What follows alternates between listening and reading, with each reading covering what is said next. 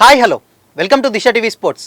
Team India captain Rohit Sharma 14 నెలల తర్వాత అంతర్జాతీయ టీ20లకు ఎంపికయ్యాడు. ఆఫ్ఘనిస్తాన్తో టీ20 సిరీస్, అది కూడా సొంత గడ్డపై. ఇంకేముంది, టీమిండియా ఆ చిన్న టీంను చెలరేగి చిత్తు చేస్తుందని ఊహించింది. ఎలాగూ పోరు ఏకపక్షమే కదా, ఏం ఇంట్రెస్ట్ ఉందనే అనుకున్నారు. కానీ ఈ సంవత్సరం టీ20 ప్రపంచ కప్ ముందు భారత్ ఆడుతున్న చివరి టీ20 సిరీస్లు అవే. ముఖ్యంగా రోహిత్, విరాట్ కోహ్లీలు 14 నెలల తర్వాత తిరిగి టీ20లోకి రావడంతో ఈ సిరీస్పై ఆసక్తి పెరిగింది. తొలి టీ20కి వ్యక్తిగత కారణాల వల్ల కోహ్లీ దూరం కావడంతో అందరి దృష్టి రోహిత్ పైనే పడింది. కానీ రోహిత్ తనదైన శైలిలో టీంను నడిపించాడు. ఈ మ్యాచ్ల్లో అన్ని విషయాల్లోనూ రోహిత్ హిట్ మ్యానే. కానీ ఆ ఒక్క దాంట్లో మాత్రం విఫలమయ్యాడు. మరి ఈ మ్యాచ్లో రోహిత్ టిక్ చేసిన బాక్స్లేవి? గతంలో పేసర్లకు ఎక్కువగా అనుకూలించిన మొహాలీ పిచ్ కొంతకాలంగా బ్యాటింగ్కు సర్వధామంగా మారింది.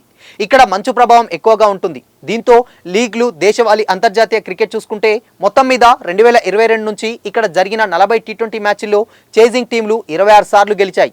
దీంతో ఇక్కడ చేజింగ్ టీంలకు కలిసొస్తుందన్న విషయం స్పష్టమైంది. ఫీల్డింగ్ తీసుకోవాలంటే ముందు టాస్ గెలవాలి. కానీ అన్ని ఫార్మాట్లలో కలిసి వరుసగా 11 మ్యాచ్ల్లో భారత్ టాస్ నెగ్గలేదు.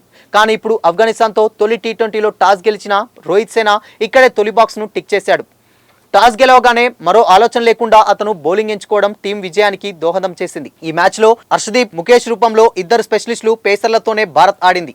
ఆల్రౌండర్ శివం దుబే మరో ప్రత్యామ్నాయం. పేసర్ ఇక వాషింగ్టన్ సుందర్, అక్షర్ పటేల్, రవి బిష్ణోయ్ ఇలా ముగ్గురు స్పిన్నర్లను బరిలోకి దింపడంతో బ్యాటింగ్ సామర్థ్యం కూడా పెరిగింది. అంతేకాక బౌలర్లను రొటేట్ చేయడంలోనూ రోహిత్ తనదైన మార్క్ చూపించాడు. ఓపెనింగ్ భాగస్వామ్యాన్ని విడగొట్టేందుకు పవర్ ప్లేలో అక్షర్కు బాల్ ఇవ్వడం, ఆ తర్వాత శివం దుబేతో బౌలింగ్ వేయించడం కలిసొచ్చింది.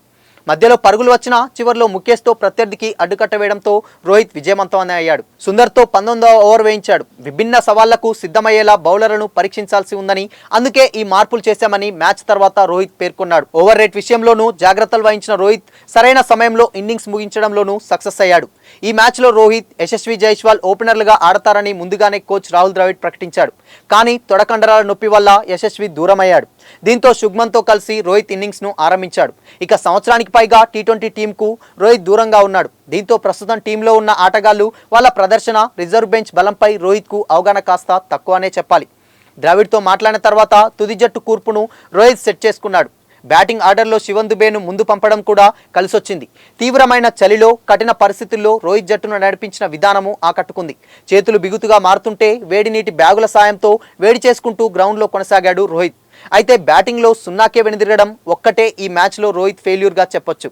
శుభ్మన్తో సమన్వయ లోపం వల్ల రన్అట్ అయ్యాడు. దీంతో టీ20 ప్రపంచ కప్ ముందు రోహిత్కు ఇంకా 2 అంతర్జాతీయ టీ20లు, ఐపీఎల్లో కనీసం 14 మ్యాచ్లు మిగిలిన్నాయి.